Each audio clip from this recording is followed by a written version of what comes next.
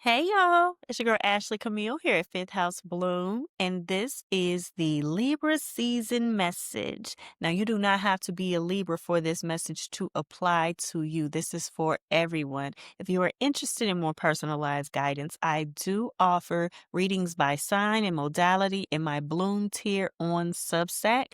That's the best way to get a personalized message with me. At the moment, I am not doing one-on-one readings. Other than that, let's get into it. At this time, I call forth the power and the presence of the elevated guides who can assist me in delivering this message for Libra season. I ask that you open up our ears so that we hear the truth of liberation. I ask that you open up our minds so that we may bloom. I ask that you open up our hearts so that we may embrace our divinity. I ask for assistance in delivering this message with clarity, empathy, and ease. Give thanks. So, full disclosure, I'm here in my onesie because I tried to do this message earlier in the day. It was real cute, real cute. But it wasn't coming through in a way that felt clear. And part of the reason was that, let me put this on focus, do not disturb. Part of the reason is that I was having a difficult time sorting through the feeling.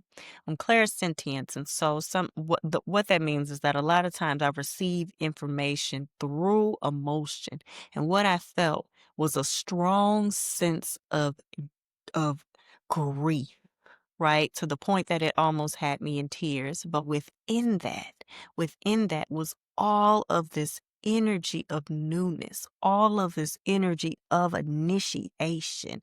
And what it was telling me was that no matter what we're experiencing right now, we all have a bit of like fertile ground for how we will move forward. Now, there are some of us who are experiencing and going through a process of loss, a process of disappointment, things not working out, right? And being firmly planted within that right now. And for others, there is this energy of, I've been doing this work, I've been making this space, I've been trying to take the steps so that I can initiate something new.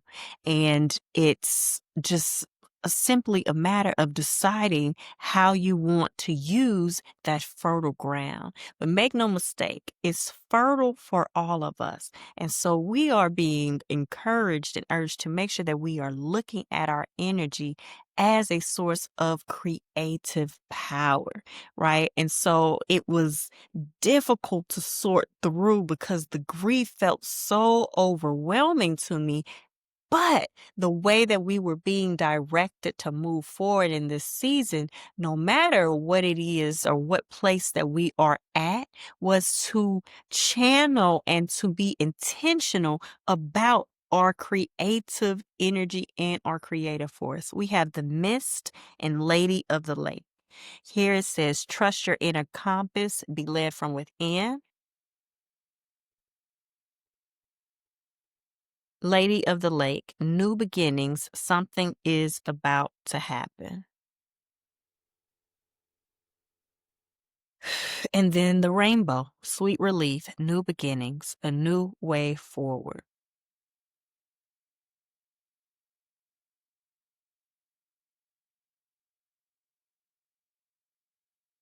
Follow the stream at the bottom of the deck, dedication, trust, future rivers and oceans. So, reinforcing this energy of newness, right? And really focusing on what is guiding us forward. And so now I'm still feeling, and in the previous message, there was a note about being intentional about our creative energy and making sure that we recognize what that is and that we are always in the process of creating. Right. And so I want to speak to those who might be experiencing that loss, that grief, and those challenges, because this is particularly important for you. In being able to make sure that your next steps are taking you towards new ground and not creating more of the same, not putting you in a repetitive cycle, because what is happening right now is difficult to face. What is happening right now feels fucking awful, right? What is happening right now is even comfortable potentially in what you are accustomed to, right? It feels like I've been here before, right? And so there's a sense of comfort in there. Need you to remember, and this is for all of us, that you are a creator. So all of your thoughts, all of your actions, all of your connections, all of your choices, they are creation. Right? And you are creating the container that will take you forward, that what you are building on this fertile ground. And we are all being encouraged to create something new, right? For some, it's just building a foundation that's sturdier than what we had before. For some, the foundation was sturdy and it's time to build more, okay? You know best where you are. But back to those. Is that a swan? Sorry, in the last reading, this card came out and a swan from a different deck, and I didn't notice the swan before. Damn, spirit just be.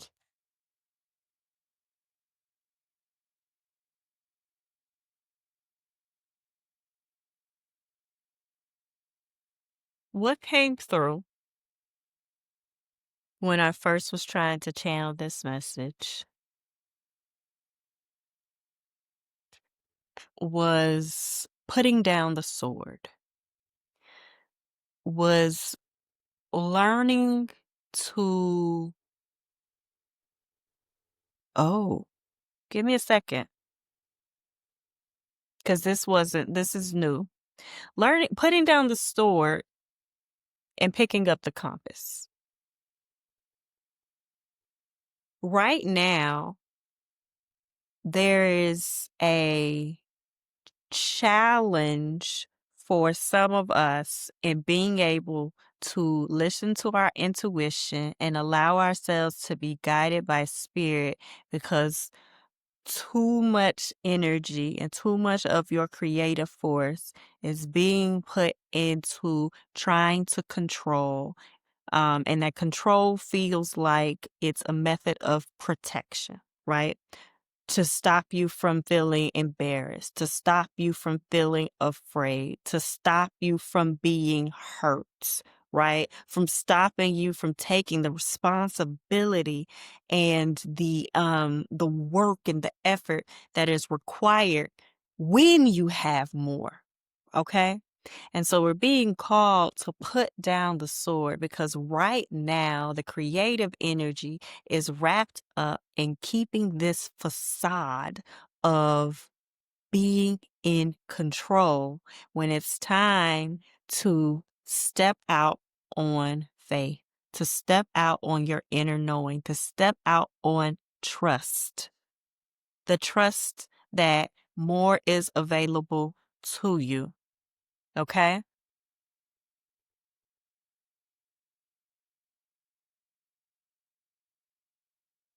There's no weapons allowed. Not in that sense, right? Not in a way that keeps afar, not in a way that could potentially create harm for you. And so this is vulnerability. This is lowering your guard. Now, for all of us, but in particular those who might be going through the grief of a loss, a disappointment, or a challenge where you are being pushed to move in a different way.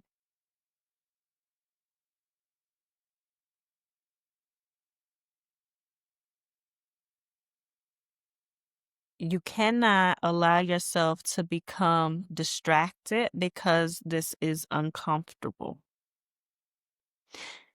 The energy here of what we are creating and what we are moving into is new. It is new. So even if you are someone who is calling in more, building more of something that is already existing, it is a new dynamic. It is a new commitment. It is a new addition. For those of you who are wondering if you should return to an old situation, no. I don't care what it is. Relationship, city, job. No, this is new. And never have I ever had a reading where it's all just like, no, this is new, right? So be clear. I don't want y'all to go in there and start breaking up with people and ending things and all of that. You have to sit, and that's why it's so important to listen and why we spend so much time in Virgo season focused on refining and sharpening our discernment, right? Because whatever this is new, but that could be new responsibilities. As I said, new commitments, right? New responsibilities, new people, new places, new projects, new insights, new downloads, right? How is this new showing up for you now? A new relationship with yourself, a new way of showing up within your own life. And hell, it could simply be a new hobby, a new habit, a new routine. But whatever it is operating on this fertile ground that lies before you. Now, for those who might be feeling fear of the new, for those who might be in the grief and feeling like, damn, how do I move forward? How do I move away from this? Do not distract yourself with old dynamics. Do not distract yourself with old people. Do not distract yourself with what seems easier by inaction. You must make a choice to move forward, and you are deciding whether you take action or decide or not. What seeds are being planted.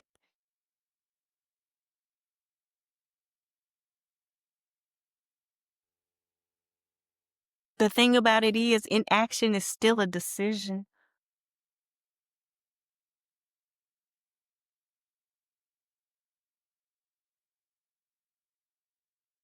More is available.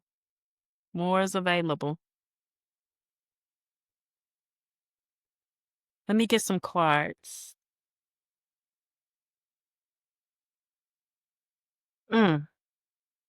Wait, I'm supposed to read Follow the Stream, which was at the bottom of the deck, connected to the mist.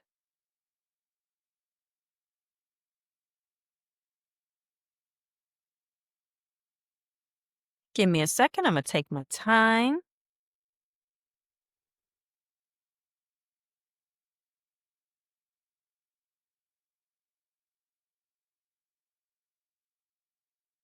$84.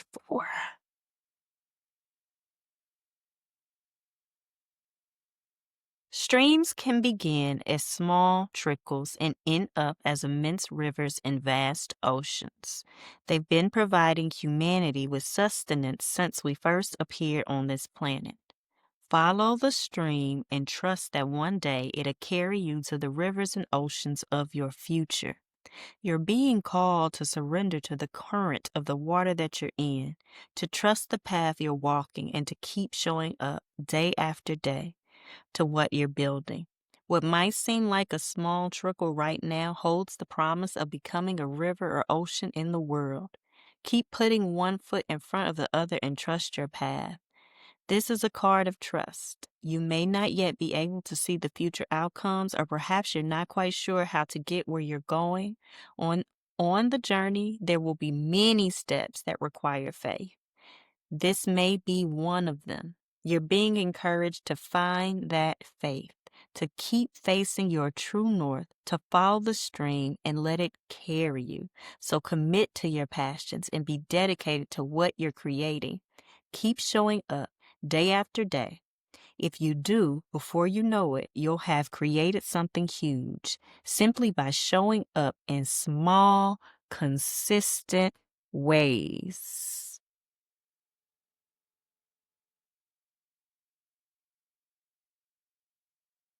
I might close with this underneath. I'm getting a ping that this is important for us. The water carrier, what really matters, reflect, reprioritize. Let me get out the cards. Um, this was the Healing Waters Oracle deck, and now I'll be pulling from the Mother Tarot. Give me a second. Yes.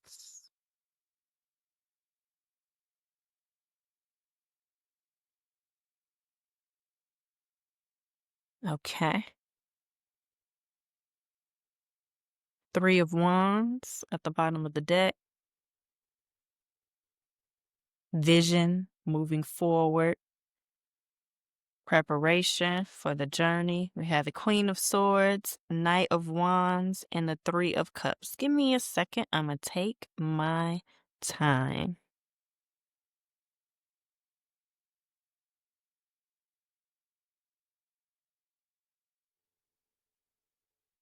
This is pulling back to this energy of drop the sword, right?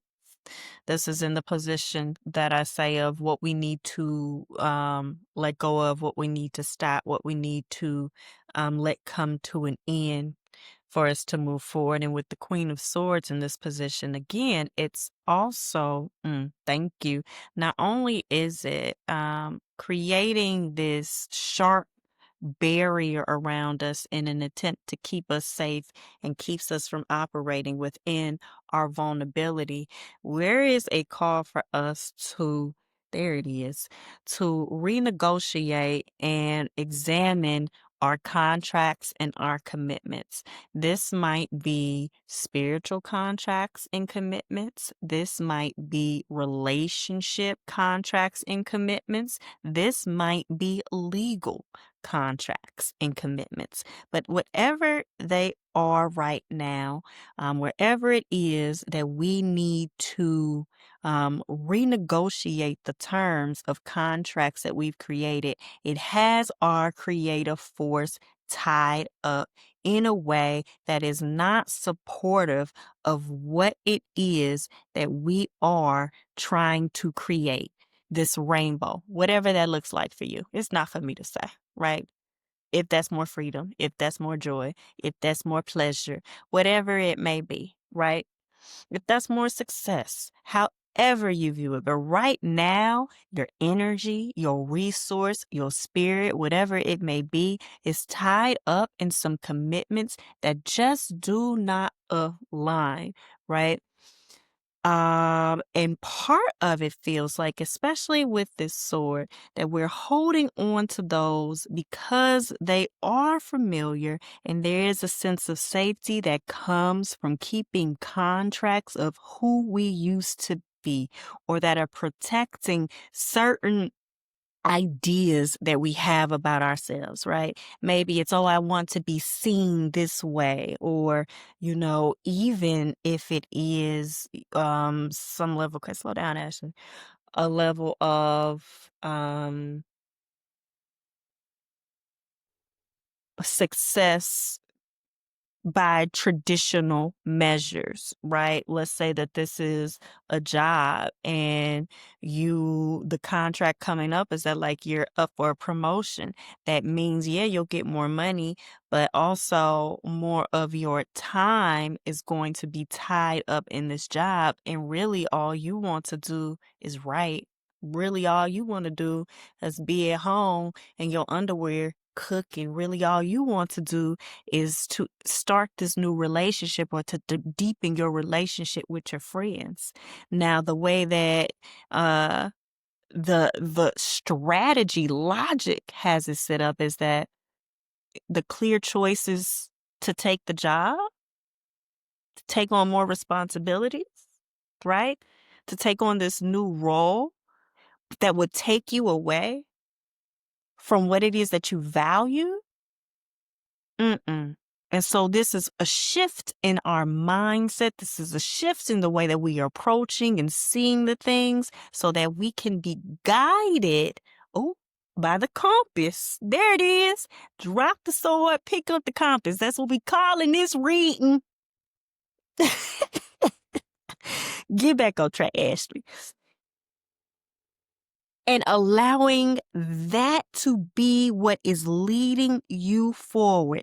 A inner trust, a inner knowing so strong that it cannot be shaken by the temptation of what everybody else says is for you and what is better, right? And so this is a time where we are renegotiating our contracts and our commitments so that we can make more space for the rainbow.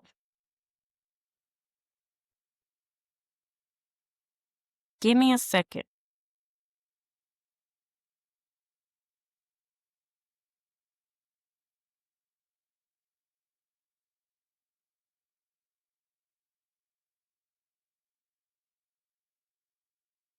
Hmm.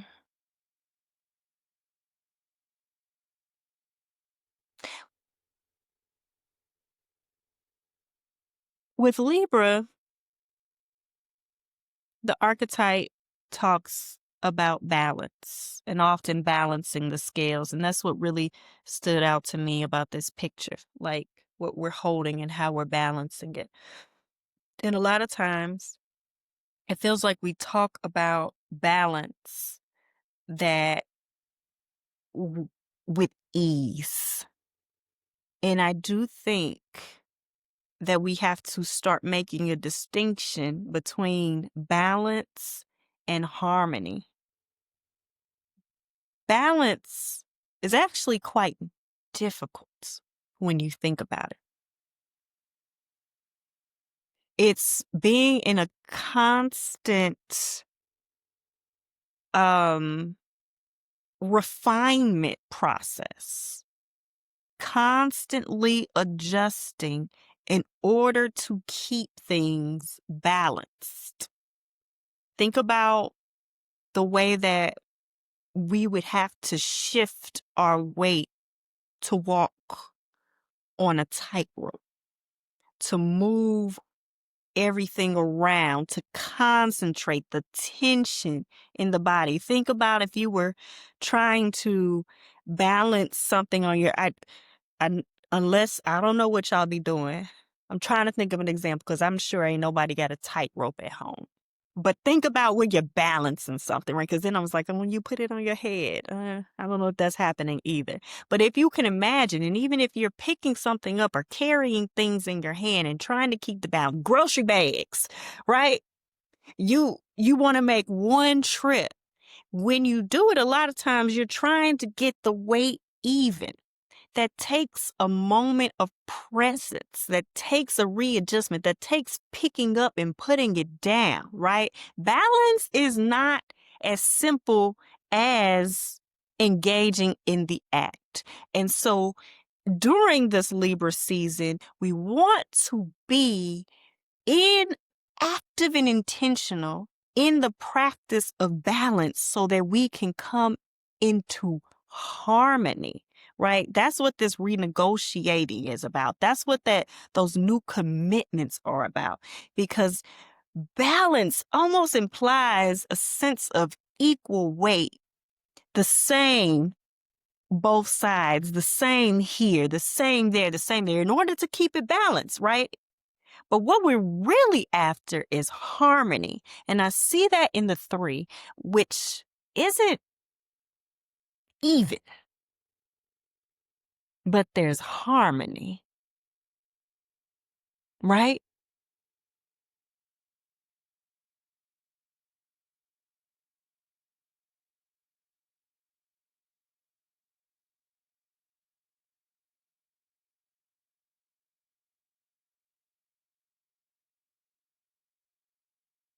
Give me a second.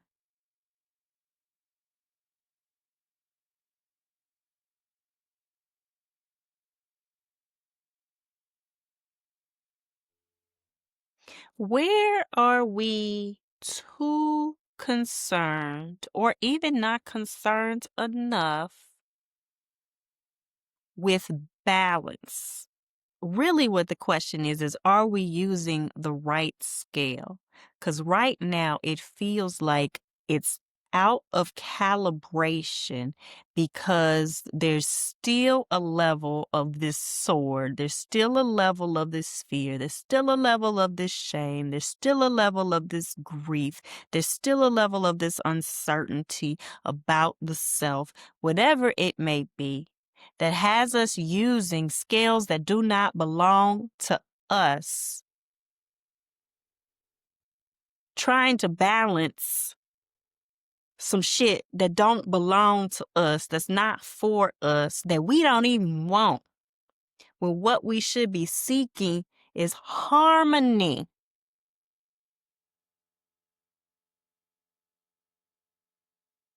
And we have the fertile soil to create harmony. Oh, baby, we read.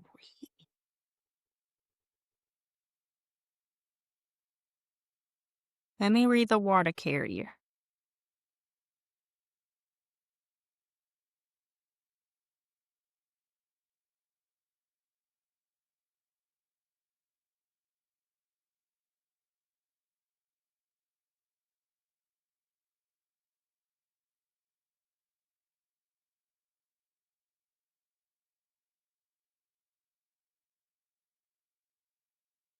In most parts of the modern world, humans have become disconnected from each other and the planet. We've forgotten simple things, like where the water that sustains us even comes from. We speak about creating harmony.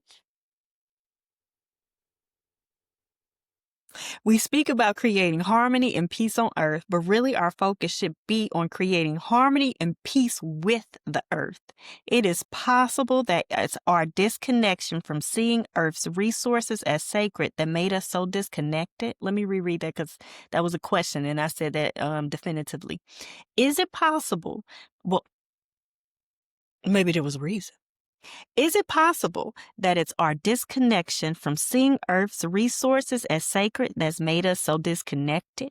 When we look into the future, we can see that without water, there can be no life on Earth. Without water, humanity cannot survive. This is a card about getting your priorities right and focusing on what really truly matters.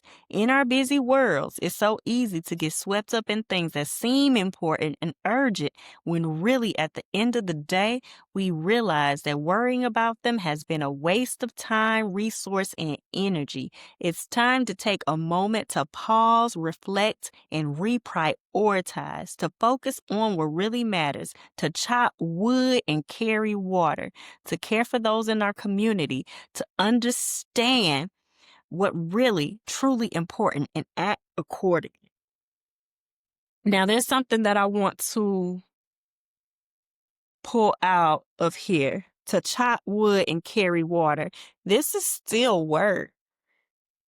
This is still labor.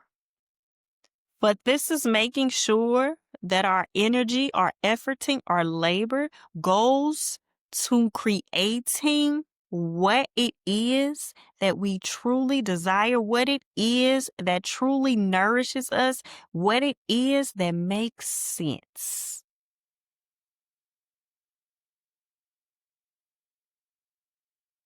How can we pick up the compass? The Two of Pentacles, Eight of Swords, interesting right there. It's already relationship with our bodies. I'll show you the cards as I'm not making it up. Can we connect?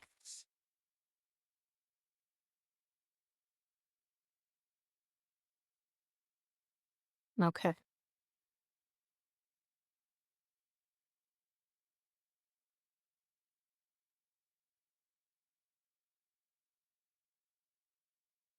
Okay, I'll do it one at a time. We have the Two of Pentacles and then the Eight of Swords.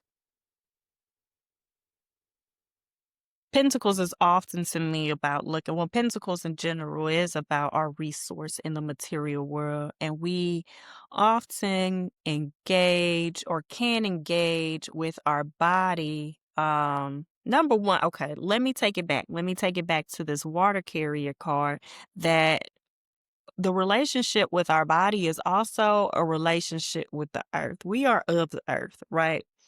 From it, and that's what we'll end up. Okay. And so, even here, our relationship with so much of the material world is influenced by our relationship with our body.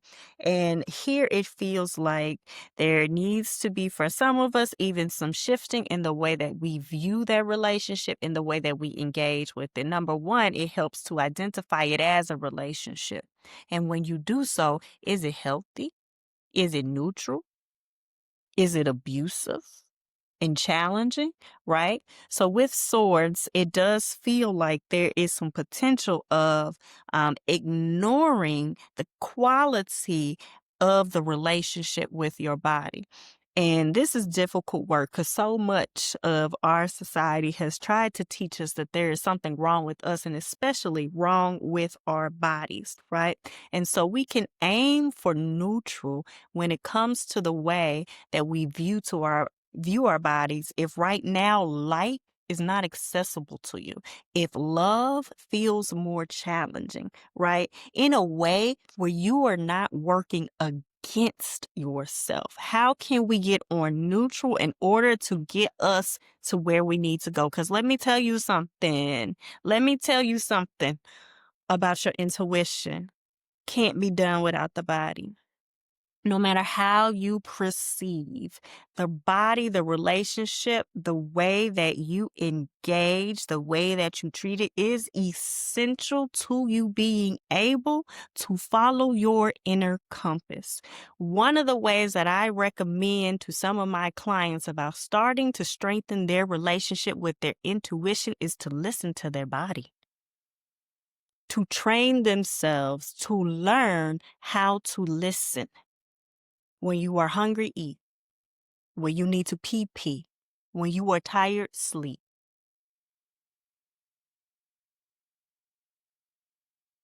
We teach ourselves not to listen. We teach ourselves to ignore our inner signals by the relationship that we have with our body. If nothing else, I know this is not something I can cover in one reading, but if nothing else, if that feels like a challenge, just reframe it. Start with viewing it as a relationship.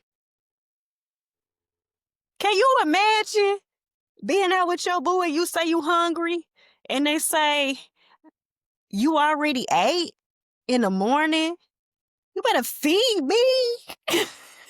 We need to make a stop. What? Okay, so why would you do it to yourself? Why would you do it to yourself? And there needs to be a gentleness in this. So if nothing else, the starting point is recognizing that this is a relationship, recognizing that this is a part of being connected to your inner compass. And I do want to acknowledge and to be clear that I'm not a nutritionist. I am not a therapist, right? And so if this is something that you need additional support on, that reach out. And you are worthy of having this connection with your body, that you all are on the same team, okay? And for some of us as well, it is just considering that we might need a different system or a different level of care when it comes to our physical home and our physical environment in order to support us in tending to this new fertile ground. Literally, let's see the roots popping up. This could also be going back to the water carrier to stop ignoring the connection and the relationship that we as humans have with nature. How can you rebuild that? How can you make that connection? How can you utilize that? It's more important than we know. Again, especially if you're talking about strengthening your intuition. Not without her. Anything else for that?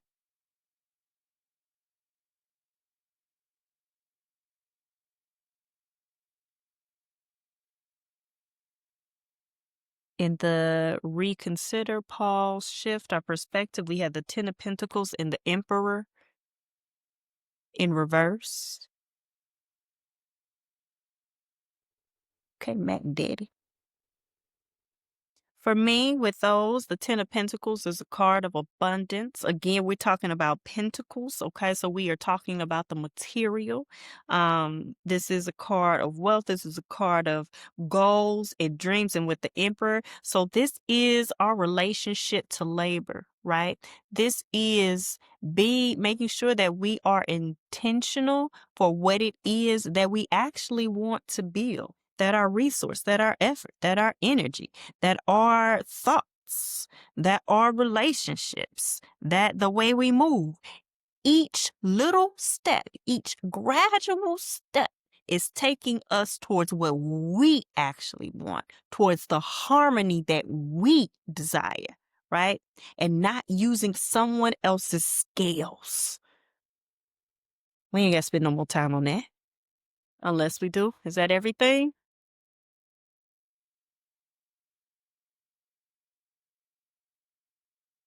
Okay, and we have Four of Swords at the bottom. King of Wands underneath that. And then we have the Wheel in the position of how we are to move forward. Give me a second.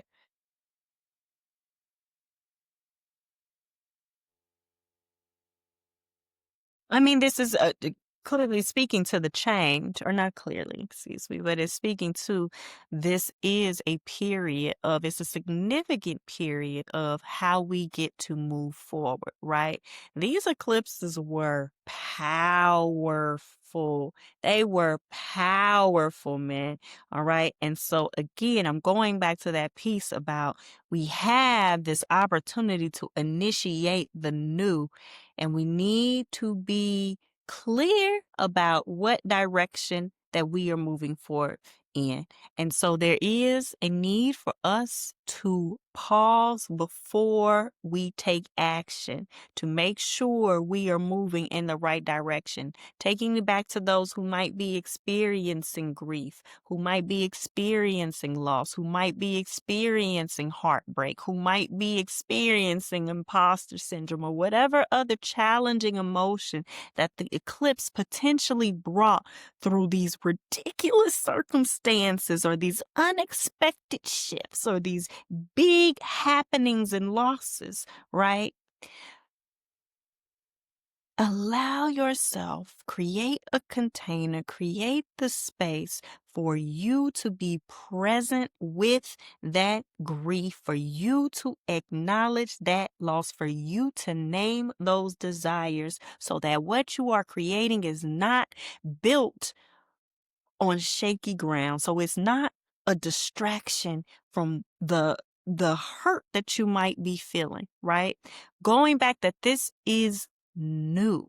So don't show up if this is a relationship. Don't show up in a relationship with the same dynamic. There still is a pause. Okay, there still is a pause. And so you're pouring your creative energy into you, not into old dynamics, not into old relationships, not into old schemes, not into old contracts and commitments, but into you. Now, that does not mean that you don't get to share that.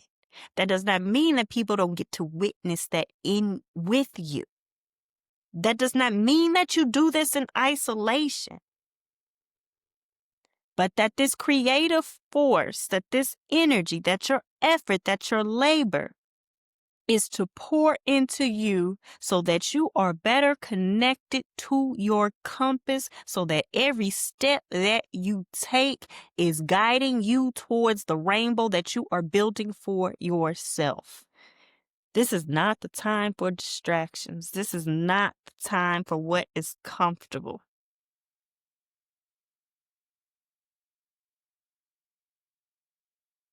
You can connect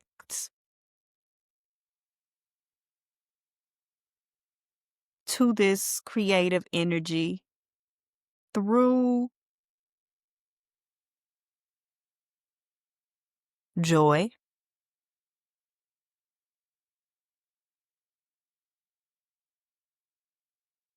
And again, this could be simple, but it should be an expression of you and an expression of your desires and an expression of curiosity. That could be as simple as your outfit, says me in the onesie. That could be cooking a meal. That could be hosting a party. That could be trying a class that you've always wanted to. Invite someone if you need to. You don't have to do it alone. But you are engaging in new to access more of yourself, to create the roadmap and the compass of how you want to move forward, and you need to lighten the load and drop the sword. Anything else?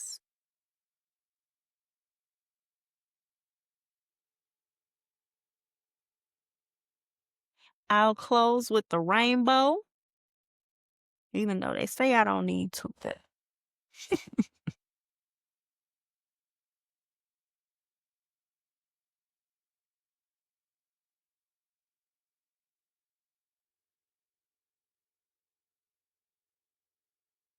Sweet relief, new beginnings, a new way forward.